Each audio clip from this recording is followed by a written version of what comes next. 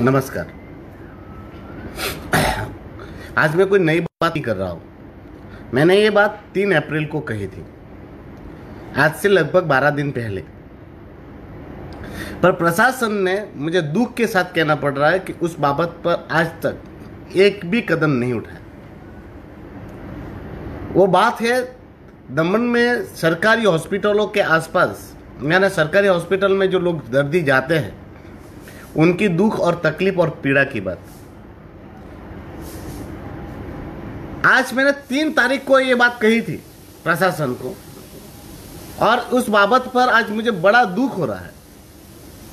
क्या 22 दिन लॉकडाउन हो जाने के बावजूद प्रशासन ने कभी इस सरकारी हॉस्पिटलों में आने वाले दर्दियों के बारे में और उनके परिजनों के लिए कभी नहीं सोचा?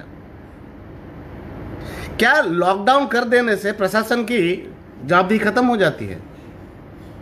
क्या कोई मानवीय संवेदना जैसी कुछ चीजें नहीं रहती है?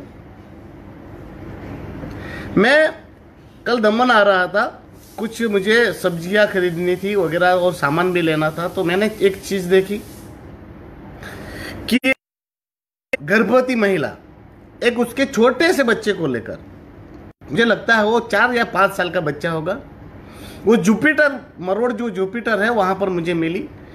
वो 10-10 कदम चल रही थी और 10-10 कदम चलने के बाद वो बैठे जा रही थी। तो मैंने गाड़ी घुमाया और मैं उनके पास गया।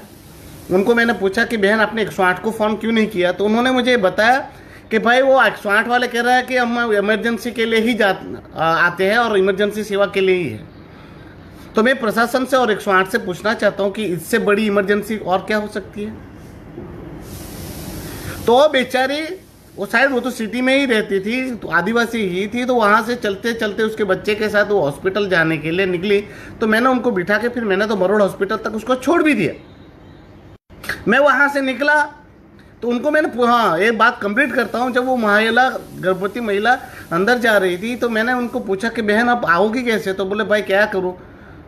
तो मैंने बोला ये मेरा नंबर रखना और मैं आपको ऐसा लगा तो मैं आपकी उचित सहायता कर दूंगा और आपको मैं अपने घर भेजवा दूंगा, आप टेंशन मत लीजिए। उन्होंने मेरा नंबर दे दिया।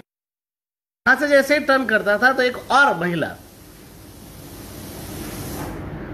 एक बच्चे के साथ जिसका हाथ टूटा हुआ था वो मिली। मैंने उनसे पूछा कि बहन आप कहाँ से आई हो? तो उन्होंने मुझे बताया कि सोमनाथ से। सोमनाथ में वो गुरु कृपा होटल है, वहां से हम लोग पैदल आए सुबह। कि मैं बोला कितने बजे निकले थे? तो बोले हम लोग 7 बजे निकले थे। तो बोले यहाँ लाइन भी लगती है तो हम लोग थोड़े जल्दी आना चाहते थे। तो सोमनाथ वो गुरु कृपा से लोग, एक बेटी और उसकी माँ पैदल आए और जा भी रहे थे वापस, उसका प्लास्टर लगा करवा के, उसका ट्रीटमेंट करवा के वापस पैदल जा रहे थे। तो मैंने पूछा कि अब जाने का? तो बोले भैया क्या करें, वापस पैदल जा रहे हैं। लगभग 12-12:30 बजे थे। धूप इतनी, गर्मी इतनी लग रही थी, उस गर्मी में वो लोग वहां से पैदल जा रहे थे। बुजुर्ग, छोटे बच्चे, गर्भवती महिलाएं, वो हॉस्पिटल पैदल आएंगे और पैदल जाएंगे? क्या प्रशासन की कोई जवाबदेही नहीं है? आप पुलिस वाले 2 व्हीकल पे 2 बैठने नहीं देते, 4 व्हीलर को अलाउड नहीं करते हैं, रिक्शा बंद है। तो उन दर्दी को क्या करना चाहिए? मर जाना चाहिए वहीं पर। अब इतनी धूप है, इतनी गर्मी है, तो वो प्रेग्नेंट महिला, वो बूढ़े बच्चे कैसे आएंगे हॉस्पिटल? क्या प्रशासन को इनके लिए नहीं सोचना चाहिए? एक अधिकारी के पास 4-4, 5-5 गाड़ियां हैं, 4-4 ड्राइवर है, उनको शर्म नहीं आती होगी? इतना सा दमन है प्रदेश, दमन दीव, कितना इतना सा और इतने सारे अधिकारी है। आज मैंने कसम से कह रहा हूं, मैं ये लॉकडाउन के बाबत पर मैं ये सोच रहा था कि प्रशासन को क्रिटिसाइज नहीं करूं, मगर ये दुख और तकलीफ देखकर मेरी आत्मा रोने लगी।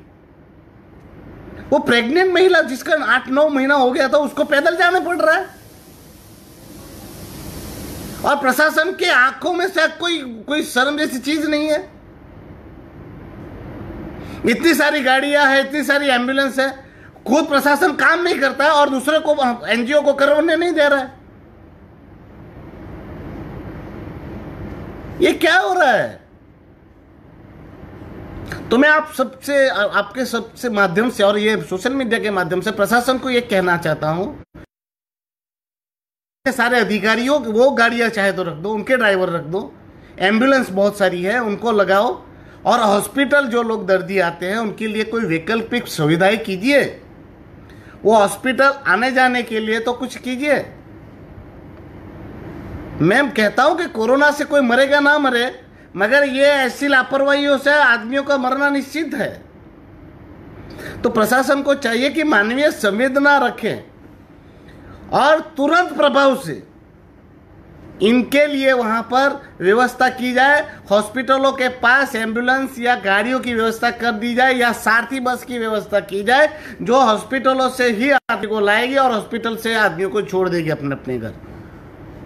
बूढ़े, बच्चे और लाचार लोगों की सेवा ही प्रशासन है, उनकी भी सेवा करना जरूरी है।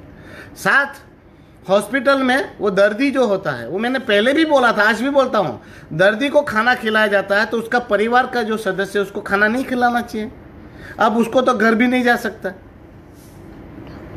घर आ जा नहीं सकता, तो खाना कहाँ से लाएगा।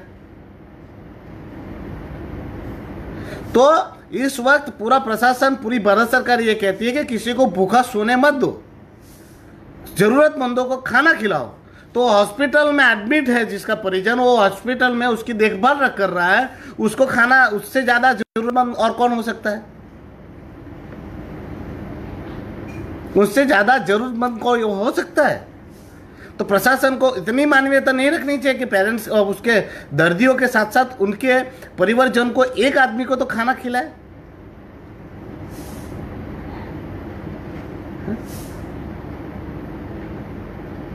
तो प्रशासन मैंने आज प्रशासन को इस बाबत पर मैंने लेटर भी लिखा है। मैंने तो ये भी कहा है कि लॉकडाउन कर देने से ये प्रशासन की जवाबदेही खत्म नहीं होती। मानवीय संवेदना रखिए और इन दर्दियों के लिए तो उचित व्यवस्था कीजिए, और प्रशासन को करना चाहिए। ये छोटा सा एक डिस्ट्रिक्ट जितना प्रदेश है और उसमें भी इतने सारे अधिकारी होने के बावजूद स्थिति है, तो ये मैं प्रशासन नहीं समझता। ये तो भगवान की कृपा है कि हमारे यहाँ कोरोना का प्रकोप नहीं है। नहीं तो आप सोचिए कि हमारे प्रशासन की ऐसी स्थिति में ये लोग क्या कर सकते थे, क्या इनसे क्या आशा रख सकते हैं हम लोग। और आशा और उम्मीद करता हूं कि हमारे जो चुने हुए प्रतिनिधि भी जागेंगे और जो सामाजिक संस्था है वो भी अपनी दायित्व को समझेगी और जल्द से जल्द इस गंभीर प्रश्नों का समस्या का समाधान ढूंढेंगे और करना पड़ेगा। तो उम्मीद करता हूं कि दमन में जितने भी हमारे प्रतिनिधि है और समाज सेवक है उस बाबत पर प्रशासन की आगे इस बाबत को उठाएंगे और दर्दियों को खास करके इसकी राहत दिलाएंगे। जय हिंद।